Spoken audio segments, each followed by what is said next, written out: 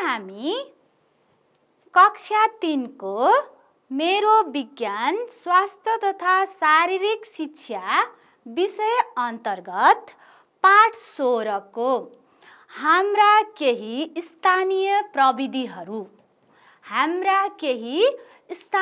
प्रविधिहरूको बारेमा छलफल गर्नेछौँ। आज हामीले यो कक्षामा के विषयवस्तुहरू छलफल गर्ने त? स्थानीय प्रविधिहरू त कति धेरै छन् हैन त? अनि स्थानीय प्रविधिहरू भनेका के हुन्? अनि त्यसमध्ये हामीले कुन छलफल गर्ने हेरौँ है। के स्थानीय प्रविधिहरू के हुन् भनेर हामीले के पढ्ने छौँ त आज? मल अनि गोबर ग्यास,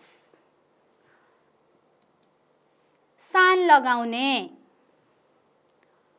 र शीत भण्डार, यी विषयवस्तुहरूको बारेमा आजको कक्षामा हामीहरूले छलफल गर्नेछौँ। भाइ बहिनीहरूले आफ्नो वरपर आफ्नो स्थानीय स्तरमा विभिन्न किसिमका प्रविधिहरू देख्नु भएको छ होला। कुनै प्रविधिहरू बाहिरबाट ल्याएर चलाइएको हुन्छ अनि कुनै प्रविधिहरू हाम्रै स्थानीय स्तरमा पाइने विभिन्न सामग्रीहरू प्रयोग गरेर पनि बनाइएको हुन्छ, जुन हाम्रै बेनिफिट अथवा हाम्रै फाइदाका लागि प्रयोग गरिन्छ। ल, आज भाइ बहिनीहरूले हाम्रा केही स्थानीय प्रविधिहरूको बारेमा केही भन्नुस् त? तपाईहरूले कस्ता प्रविधिहरू देख्नु भएको छ? कुन आफ्नो कपीमा टिपिराख्नुस् है। कुन प्रविधिहरू छन् तपाईको वरिपरि? के प्रयोग गर्नुहुन्छ तपाईहरूले? अथवा तपाईको बुवा आमा दाजुभाइ आफ्नो छरछिमेकमा कस्ता प्रविधिहरूको प्रयोग हुन्छ? अब यसमा यो फोटोमा हेर्नुस् त, यी महिलाले के गरिरहेकी छिन्? के गरेको हो यो? उनी अन्न पिस्दै छिन्। के को प्रयोग गरेर? जाँतोको प्रयोग गरेर। अनि यो जाँतोमा उनले अन्न राख्छिन् अनि जाँतो घुमाउँदाखेरि त्यो अन्न पिसिएर, जस्तो गहुँ मकै तिनीहरू जौ त्यसमा राखेर पिन्दाखेरि के हुन्छ? पिसिन्छ। पिसिसकेपछि त्यसबाट के बन्छ त? पिठो आटो बन्छ। त्यस्तै ल हेर्नुस्, यहाँ महिलाहरूले ओखलमा कुटिरहेका छन्। यसमा पनि अन्नहरू कुटिन्छ, जस्तै चामल कुटेर पिठो बनाइन्छ, धान कुटेर चामल निकालिन्छ। यो चाहिँ के हो त? यो पनि गाउँघरमै निर्माण गरेको हो, काठबाट निर्माण गरिएको छ। त्यस्तै यसभन्दा अगाडि हामीले के हेर्यौँ? जाँतो हेर्यौँ। जाँतो चाहिँ केबाट बनाइएको छ त? ढुङ्गाबाट बनाइएको छ। यो कहाँ बनाउँछन् त? बाहिरबाट ल्याएको हो त? होइन, यो आफ्नै गाउँघरमा आफ्नै स्थानीय स्तरमा बनाएर प्रयोग गरिएको हुन्छ। त्यस्तै यो ओखल पनि के हो त? कुनै काठको ओखल बनाइएको हुन्छ, कुनै ढुङ्गाको ओखल बनाइएको हुन्छ। यो पनि के का लागि प्रयोग गरियो त? यसलाई पनि हामीले आफ्नो चामल पिसेर पिठो बनाउन अथवा चामल कुटेर पिठो बनाउन, धान कुटेर चामल निकाल्न यसको प्रयोग गरियो। त्यसले गर्दा के भयो त? हामीलाई फाइदा भयो कि भएन? हो। त्यस्तै अब तपाईहरूले आफ्नो वरपर यसरी माटाका भाँडा बनाएको पनि देख्नु भएको होला। माटाका भाँडाहरू पनि बनाउने चलन छ। माटाका भाँडा बनाउनको लागि पनि कुनै प्रविधिको प्रयोग गरिन्छ, कुनै यन्त्रको प्रयोग गरिन्छ हैन? अनि यी सबै के गरेको हुन्छ त? आफ्नै स्तरमा, आफ्नै लोकल भन्नाले आफ्नै स्थानीय स्तरमा निर्माण गरिएको हुन्छ। त्यसैले यी सबै के हुन् त? स्थानीय प्रविधिहरू हुन्। अब यी स्थानीय प्रविधि भनेको के हो त? अब हेर्नुस् है, यिनीहरू सबै स्थानीय प्रविधिहरू हुन् भनेर त थाहा पाउनुभयो भाइ बहिनीहरूले। किन? यिनीहरू स्थानीय स्तरमा निर्माण गरियो अनि यिनीहरूको प्रयोग गरेर स्थानीय स्तरका मानिसहरूले फाइदा लिए। त्यसैले यी हाम्रा स्थानीय प्रविधिहरू हुन्। त्यस्तै यिनी मात्रै होइन, हाम्रो गाउँघरमा अरू धेरै स्थानीय प्रविधिहरू पनि प्रयोग गरिन्छ। अब एकपटक फेरि स्थानीय प्रविधि भनेको के रहेछ यसको परिभाषा पनि हेरिहाल्नुस् है भाइ बहिनीहरू। ल हेर्नुस्, स्थानीय स्तरमा निर्माण गरी दैनिक कार्यलाई सजिलो बनाउनका लागि प्रयोग गरिने प्रविधिहरूलाई स्थानीय प्रविधि भनिन्छ। कसलाई भनिदो रहेछ त स्थानीय प्रविधि? स्थानीय स्तरमा निर्माण गरी दैनिक कार्यलाई सजिलो बनाउनका लागि प्रयोग गरिने प्रविधिहरूलाई स्थानीय प्रविधि भनिन्छ।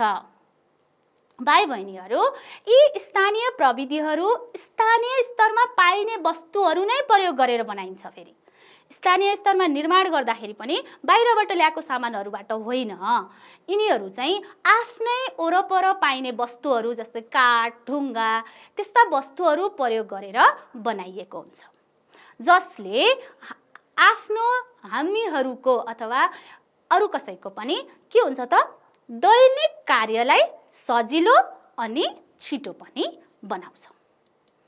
ल हेर्नुस्, यो के हो? यो पनि एक किसिमको स्थानीय प्रविधि हो।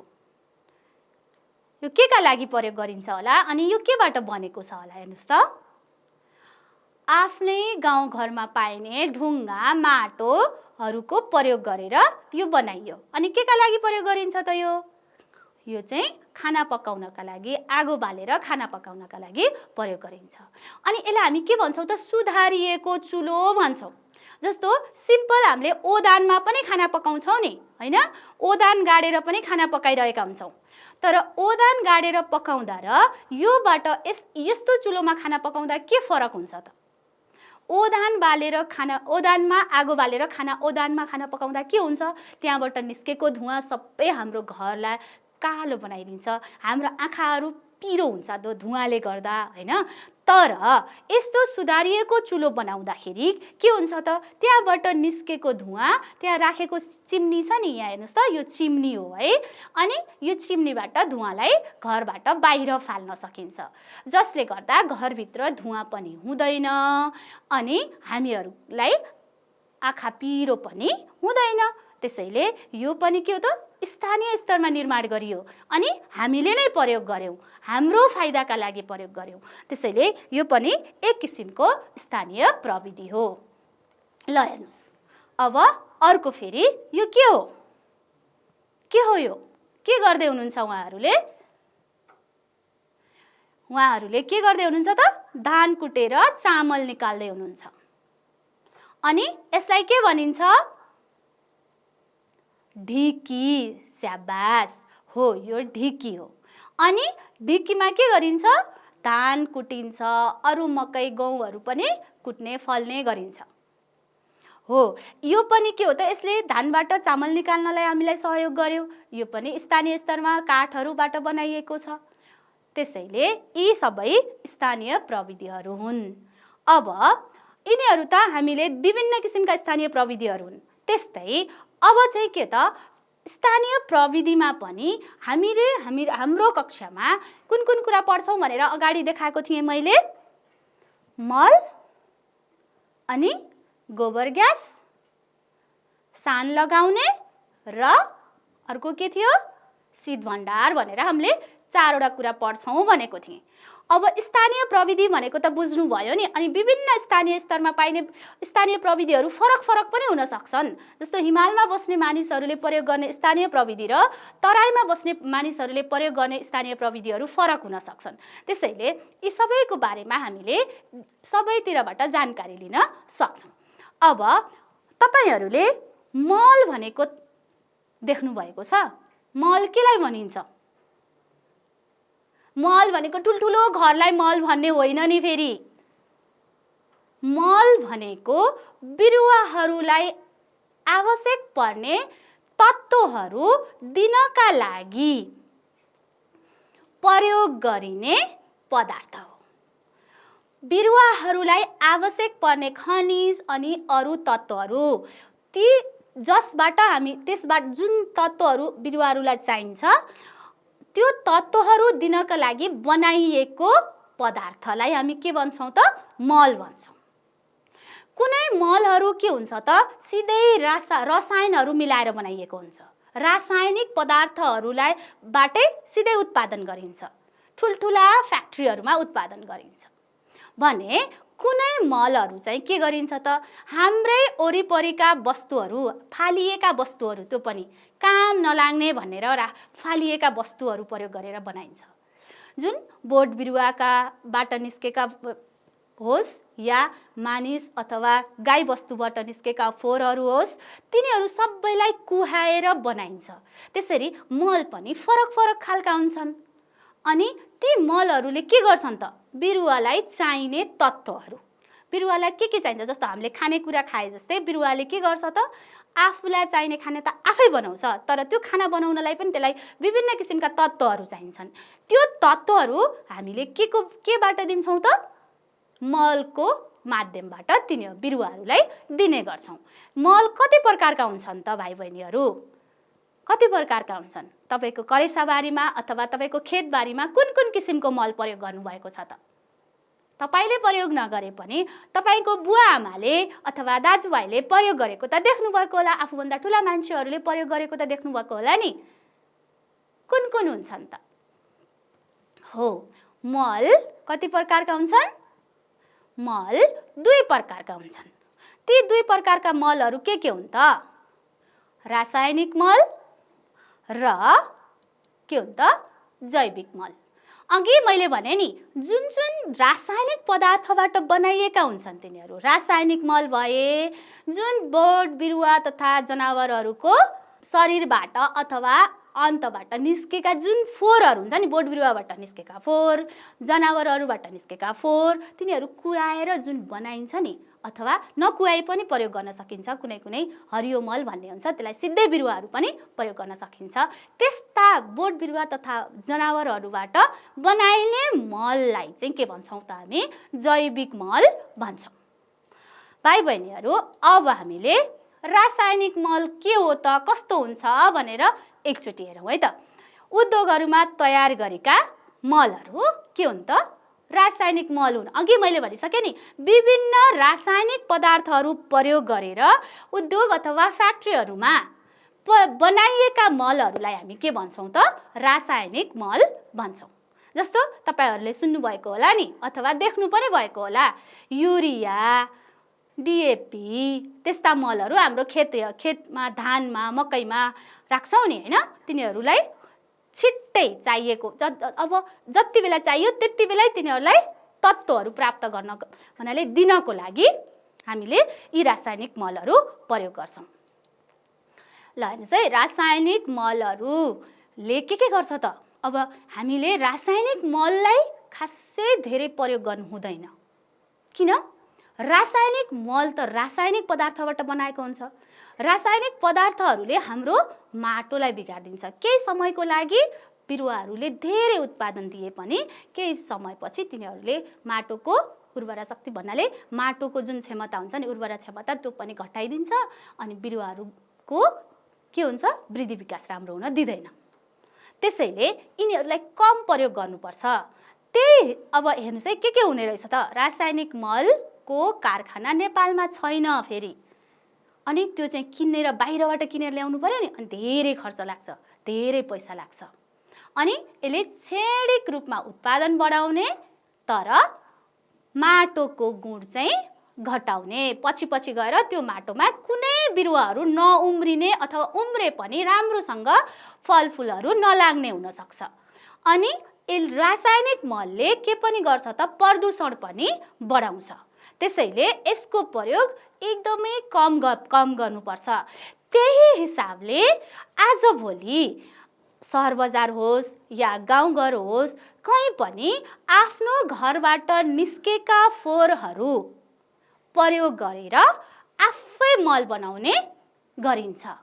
यसरी आफ्नो घरमाबाट निस्केका जस्तो तरकारीबाट निस्केको फोहोर होस्, फलफुलबाट फलफुलका बोक्राहरू अथवा त्यहाँबाट नचाहिने पदार्थहरू जुन निस्किन्छ, त्यस्तै गाई बस्तुको गोबरहरू होस्, ती सबैलाई कुहाएर मल बनाउने गरिन्छ। त्यस्तो मललाई चाहिँ के भनिन्छ त? कम्पोस्ट मल भनिन्छ। ल अब एकचोटि हेरौँ त यो कम्पोस्ट मल कसरी बनाउने हो रहेछ त। ल हेर्नुस् त, यहाँ एउटा स्टेप वाइज एउटा छ। यो चित्रमा हेर्नुस् है, यो चाहिँ फलफुलहरू तरकारीहरू हामीले घरमा ल्यायौँ। अब घरमा ल्याइसकेपछि सबै हामीले के गर्दैनौँ त? फलफुलको पनि सबै भाग खाँदैनौँ। कसैको बोक्रा फालेर खान्छौँ, कसैको अब भित्रको भाग फालेर खान्छौँ। हो, यसरी फलफुलबाट पनि के निस्किन्छ? फोहोर निस्किन्छ। त्यस्तै तरकारी पनि हामीले बजारबाट ल्याएको अथवा हाम्रो करेसाबारीबाट ल्याएको, खेतबारीबाट ल्याएको तरकारी पनि जे ल्याउँछौँ सबै त खाँदैनौँ। त्यसबाट पनि कति धेरै फोहोरहरू निस्किन्छ, होइन त? हो, ती फोहोरहरूलाई जम्मा गरेर हामीले के गर्छौँ? एउटा खाल्डोमा हाल्छौँ। अनि खाल्डोमा हालिसकेपछि त्यो खाल्डो भरिसकेपछि हामीले के गर्छौँ त? त्यो खाल्डोलाई माटोले पुरिदिन्छौँ। अनि माटोले पुरिसकेपछि के हुन्छ त? केही समयपछि अथवा केही महिनापछि त्यो फलफुलका बोक्राहरू अथवा जे फोहोरहरू हामीले त्यहाँ राखेका छौँ, जस्तो हाम्रो घरमा उब्रेको खानेकुराहरू, अब त्यो सबै हालेको हुन्छ नि त, त्यो सबै कुहिएर अब के बन्छ त? कम्पोस्ट मल बन्छ। ल हेर्नुहोस्, अब यो सबै यहाँ कुहाइयो, बन्द गरेर राखिएको छ। अब त्यो कुहिसकेपछि यस्तो कम्पोस्ट मल बन्छ, जसमा बिरुवालाई आवश्यक पर्ने सबै तत्त्वहरू हुन्छन्। अनि यदि हामीले यो कम्पोस्ट मल बिरुवालाई दियौँ भने बिरुवाहरू फेरि के हुन्छ त? ठुला हुन्छन्। अनि तिनीहरूले फेरि फलफुल दिन्छन्, तरकारी दिन्छन्। फेरि त्यसबाट निस्केको फोहोरलाई फेरि हामीले कम्पोस्ट गर्न सक्छौँ। यसरी हामी कम्पोस्ट मल बनाउन सक्छौँ। भाइ बहिनीहरू, ल अब कम्पोस्ट मल भनेको के रहेछ एकचोटि फेरि परिभाषा हेर्नुहोस् है।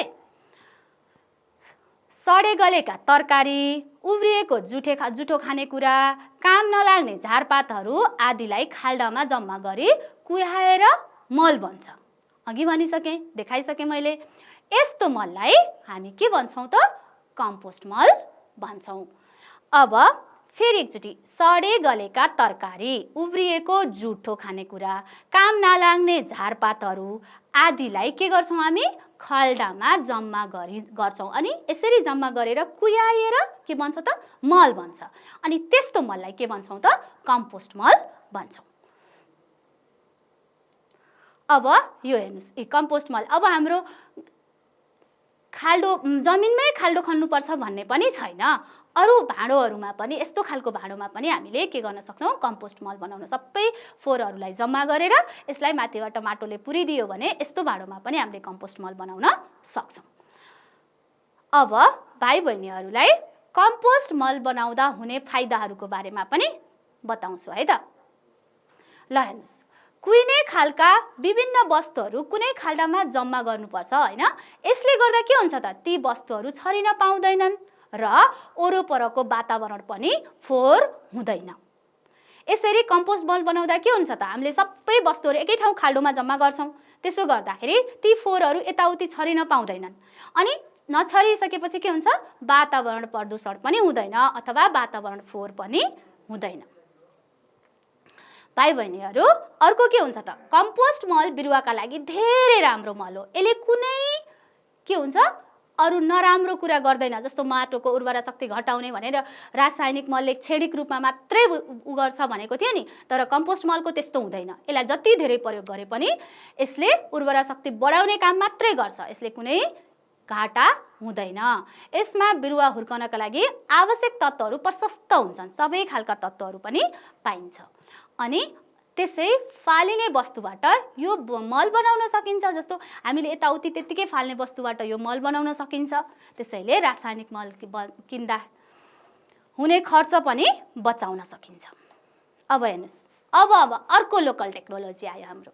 हेर्नुहोस् त, यी महिलाहरूले के बनाएर सुकाइरहेका छन्? केबाट बनेको होला यो? हेर्नुहोस् त, देख्नु भएको छ तपाईँहरूले? हो, यो चाहिँ गुइठा हो। के हो त?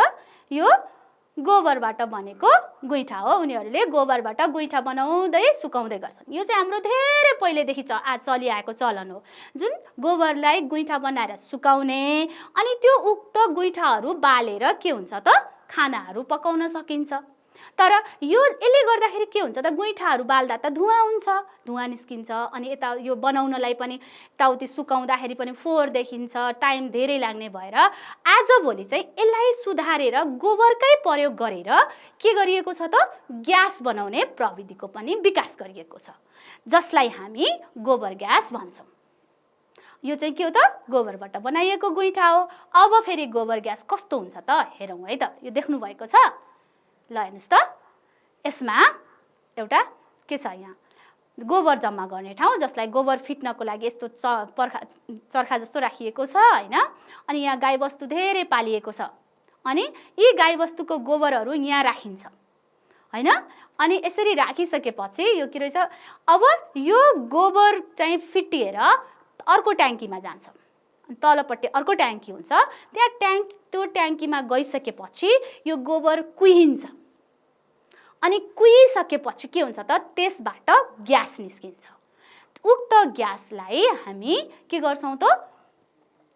खाना पकाउनका लागि, बत्ती बाल्नका लागि, विभिन्न पर्पजका लागि प्रयोग गर्छौँ। भन्नाले विभिन्न उपयोग गर्छौँ, विभिन्न किसिमको कामका लागि उपयोग गर्छौँ।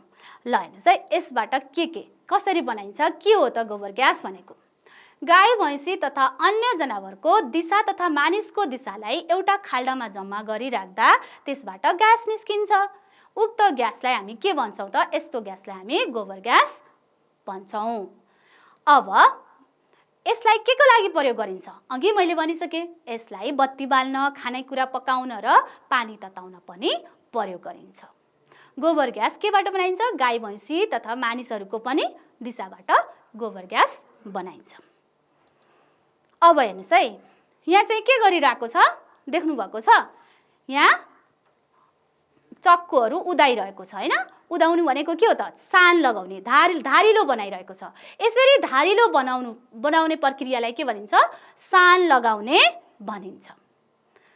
ल हेर्नुहोस्, यो चाहिँ सान लगाउने भयो। अनि यस्तोहरू पनि देख्नु भएको होला नि हैन, गाउँघरमा हँसियाहरू, कोदालोहरू, बन्चरोहरू बनाउने तथा त्यसमा सान लगाउने काम, जसलाई हामी के भन्छौँ? जुन ठाउँलाई हामी आरन भन्छौँ, आरन पनि भन्छौँ। यसमा चाहिँ के गर्छन्? यो पनि एउटा एक किसिमको स्थानीय प्रविधि हो, जहाँ जुन नकाट्ने भएका, बोधो भएका चक्कु, छुरी, कैँची, बन्चरो, कोदालोहरूको धार निकालिन्छ, अनि त्यसलाई धेरै काट्ने बनाइन्छ। त्यसलाई चाहिँ के भनिन्छ त? सान लगाउने भनिन्छ। ल हेर्नुहोस्, अब सान लगाउने भनेको के रहेछ त?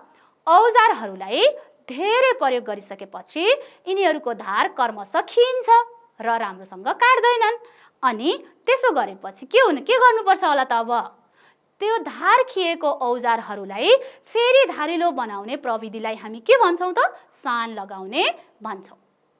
अघि त्यहाँ माथि विभिन्न किसिमको तरिकाबाट, त्यहाँ विभिन्न तरिकाबाट धार लगाएको मैले चित्रहरू देखाइसकेँ भाइ बहिनीहरूलाई हैन। अब कुनै पनि औजारहरूको धार मेटियो भने हामीले के गर्छौँ? विभिन्न प्रक्रियाबाट त्यसमा धार निकाल्छौँ। त्यसरी धार निकाल्ने प्रक्रियालाई के भनिदो रहेछ त? सान लगाउने अथवा सान लगाउनु भनिन्छ। अब औजारमा सान लगाउँदा हुने फाइदाहरू के हुन्छ त? सान लगाएको औजारले के गर्छ? चिजबिजहरू राम्ररी काट्छ। हामीलाई बेसरी बल प्रयोग गर्नु पनि पर्दैन, सजिलै थोरै छुँदा बित्तिकै पनि काट्छ। तर आफू सतर्क भएर काट्नुपर्छ है, कहिलेकाहीँ त हात पनि काट्न सक्छ। अनि त्यस्तै यस्तो औजारले काम गर्न सजिलो हुन्छ। सजिलै काट्यो भने त धेरै बल प्रयोग गर्नु परेन नि त, अनि धेरै बल प्रयोग नगर्दाखेरि हामीलाई के भयो त? सजिलो हुन्छ। अनि त्यस्तै धार खिएको औजारलाई सान लगाएर धारिलो बनाउन सकियो हैन। यिनीहरू यसरी नै नयाँ औजार किन्दा हुने खर्च पनि बचाउन सकिन्छ। यिनीहरू चाहिँ के भयो त? औजारमा सान लगाउँदा हुने फाइदाहरू भए। भाइ बहिनीहरू, अब हेर्नुहोस् है, अर्को कुरा हेरौँ। अर्को अन्तिमको कुरा के थियो त? शीत भण्डार।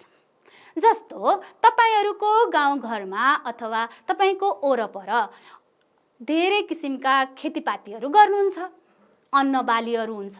अन्नहरूलाई कसरी लामो समयको लागि भण्डारण गर्नुहुन्छ? हामीले त्यसलाई धेरै समयसम्म घाममा सुकाउने, होइन त? अनि धेरै घाममा सुकाएर राख्न सकिन्छ। तर तरकारीहरूलाई त सबै तरकारी फलफुलहरूलाई घाममा सुकाएर त राख्न सक्दैनौँ। अनि पहिले त मानिसहरूले के गर्थे त? नुन हालेर अथवा तेलमा डुबाएर अथवा चिनीमा डुबाएर त्यसरी लामो समयसम्म राख्ने गर्दथे। तर बिस्तारै त्यो कुराहरूलाई के गर्दै गयो त? भन्नाले त्यो चाहिँ अब धेरै कुराहरू धेरै मात्रामा उत्पादन भएको कुरालाई त त्यसरी तेलमा डुबाउन पनि गाह्रो भयो, नुन हालेर राख्न पनि गाह्रो भयो। अनि बिस्तारै त्यसलाई मोडिफाई गर्दै गयो। भन्नाले त्यसलाई अलिकति परिवर्तन गर्दै जाँदाखेरि अब हामीले विद्युतको प्रयोग गरेर ठुला कोठाहरूलाई एकदमै चिसो बनाएर जुन फलफुल तरकारीहरूको तिनीहरूको गुणस्तर नघट्ने गरेर त्यस्तो चिसो ठाउँमा राखेर पनि लामो समयसम्म भण्डारण गर्न सकिन्छ भन्ने खालको के भयो त? जनमानसमा त्यस्तो चेतना आयो। अनि त्यस्तो प्रविधिको विकास भयो। अनि त्यो प्रविधिलाई जुन चाहिँ हामीले विद्युतको प्रयोग गरेर अथवा सौर्य विद्युतको प्रयोग गरेर जुन हामीले चिसो कोठा बनाएर तरकारी फलफुलहरू भण्डारण गर्छौँ, त्यस्तो ठाउँलाई चाहिँ के भनिन्छ त? शीत भण्डार भनिन्छ। अनि यो शीत भण्डार पनि, तर यो चाहिँ सबै स्थानीय स्तरमा चाहिँ हुँदैन है। यो चाहिँ अलिक केही विकसित ठाउँहरूमा मात्रै बनाइरहेका हुन्छन्। यो चाहिँ अलिक बढी खर्चिलो पनि हुन्छ, होइन? यो सामान्य जस्तो विद्युत नभएको ठाउँमा हामीले गर्न सकिँदैन। त्यसैले अब पहिले मान्छेहरूले के गर्थे त? बोरा हुन्छ नि, त्यो बोराहरूलाई पानीमा भिजाएर चिसो बनाएर त्यस्तो चिसो ठाउँ पनि निर्माण गर्ने गर्थे। त्यसैलाई परिवर्तन गर्दै जाँदाखेरि विद्युतको प्रयोग गरेर यसरी ठुल्ठुलो कोठाहरूलाई चिसोट बनाएर अनि त्यहाँ चाहिँ तरकारी फलफुल जुन चाहिँ छिट्टो बिग्रिन सक्ने खालका हुन्छन्, माछा मासुहरू, तिनीहरूलाई चाहिँ त्यहाँ राख्ने, त्यहाँ चाहिँ भण्डारण गर्ने गरिन्छ। त्यस्तो ठाउँलाई चाहिँ के भनिन्छ त? शीत भण्डार भनिन्छ।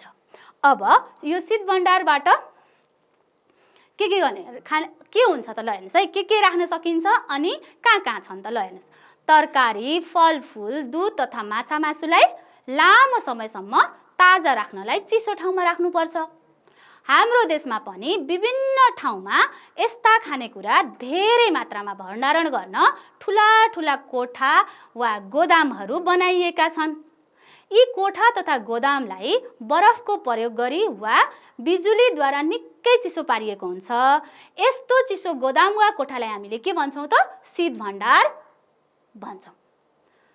भाइ बहिनीहरूलाई अघि पनि मैले भनिसकेँ, जस्तो ठुलो कोठाहरू भन्नाले जहाँ चाहिँ हामीले धेरै तरकारी फलफुल माछा मासु दुधहरू जुन भण्डारण गर्न सकिन्छ नि, जहाँ चाहिँ एकदमै चिसो बनाइएको हुन्छ। त्यस्तो ठाउँ चाहिँ जहाँ त्यसमा बरफ प्रयोग गरिएको होस् या विद्युतबाट सिधै त्यसको तापक्रम एकदम घटाएर चिसो बनाइएको होस्, त्यस्तो ठाउँलाई चाहिँ के भनिन्छ त? शीत भण्डार भनिन्छ। अब आज हामीले यो पाठमा के पढ्यौँ त भाइ बहिनीहरू? के हुन् त स्थानीय प्रविधि भनेका? के हुन्? कस्ता स्थानीय प्रविधिहरू छन्? जस्तो तपाईहरुलाई मैले स्थानीय स्तरमा बनाइएका जुन हामीले स्थानीय स्तरमै प्रयोग गरिन्छ त्यस्तोहरूलाई स्थानीय प्रविधि भन्छन्। जस्तै ढिक्की, जाँतो, ओखल, सुधारिएको चुलो, धेरै कुराहरू त देखाइसके। अनि त्यसमध्ये हामीले फेरि अझै डिटेलमा हामीले के पढ्यौं त? के पढ्यौं ल भन्नुस् त भाइ बहिनीहरू? कम्पोस्ट मल केबाट बनाइन्छ? फालिएका फोहोरहरू जम्मा गरेर खाल्डोमा पुरेर राखेर बनाइन्छ। त्यसले हामीले लगाएका बिरुवाहरूलाई धेरै फाइदा हुन्छ हैन? अनि त्यसबाट विभिन्न किसिमका तत्त्वहरू प्राप्त गर्छन्। त्यस्तै अर्को हामीले के पढ्यौं? गोबर ग्यास, जुन चाहिँ हाम्रो गाईबस्तुहरू तथा मानिसहरू पनि निस्केका गाईबस्तुबाट निस्केको गोबर अनि मानिसहरूको दिशा प्रयोग गरेर जहाँबाट हामी ग्यास निकाल्छौं, त्यो ग्यास प्रयोग गरेर खाना पकाउने, पानी तताउने, बत्ती बाल्ने काम गर्छौं भनेर पढिसक्यौं। अनि त्यस्तै हामीहरूले अर्को चाहिँ के गर्यौं त? अर्को कुरा हामीले के पढ्यौं ल भन्नुस् त?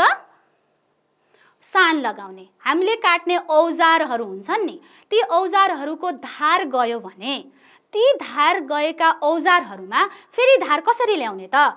कहाँ गरिन्छ, कस्तो कस्तो प्रविधिबाट गरिन्छ त्यो पनि हामीले सिकिसक्यौँ। अनि त्यसै गरी अब धेरै खानेकुराहरू, तरकारीहरू, फलफुलहरूलाई अलि लामो समयसम्म भण्डारण गर्नु पर्यो भने तिनीहरूलाई कस्तो ठाउँमा भण्डारण गर्ने, कसरी भण्डारण गर्ने, त्यस्तो ठाउँलाई के भनिन्छ? जस्तो जुन चिसाएर राखेर ठुलो कोठाहरूलाई चिसो बनाएर जहाँ भण्डारण गरिन्छ त्यस्तो ठाउँलाई शीत भण्डार भनिन्छ, जसले गर्दाखेरि हामीले लामो समयसम्म तरकारी खानेकुराहरूलाई के गर्न सक्छौँ त?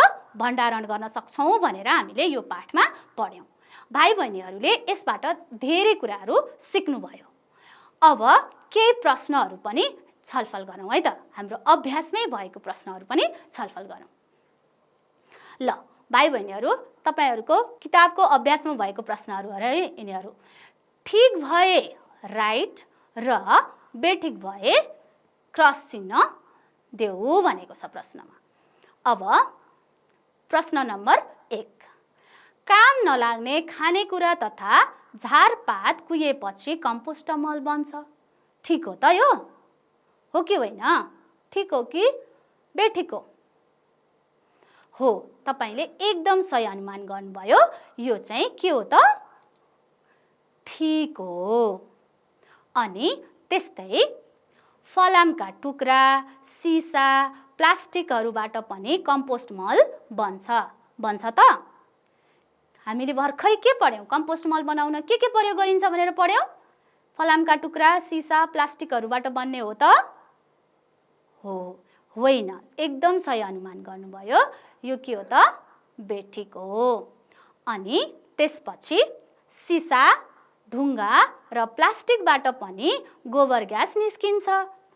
गोबर ग्यास निकाल्नको लागि हामी के सिसा, ढुङ्गा, प्लास्टिक प्रयोग गर्छौँ त? गर्दैनौँ। हामी गोबर ग्यास निकाल्नको लागि त गोबर नै प्रयोग गर्छौँ नि त। हो, त्यसैले यो पनि के होला त? हो, एकदम सही भन्नुभयो अथवा सही अनुमान गर्नुभयो तपाईहरूले। यो के हो त? बेठिक हो। अब अर्को प्रश्न हेर्नुहोस् है। गोबर ग्यास निकाल्न जनावरको गोबर प्रयोग गरिन्छ।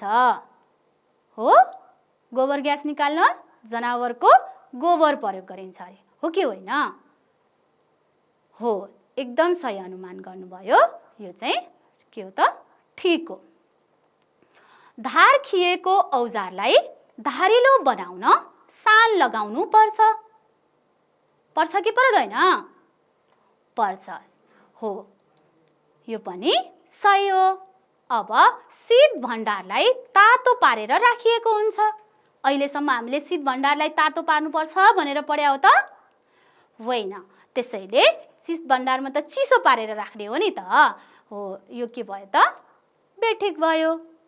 ल अब अर्को प्रश्नहरू पनि हेरौँ है त। अब यसमा चाहिँ सही उत्तर छान्नुहोस्। प्रश्न नम्बर 1, कसले छिटो भन्छ? तलका मध्ये कुन चाहिँ स्थानीय प्रविधि हो? कुन चाहिँ होला?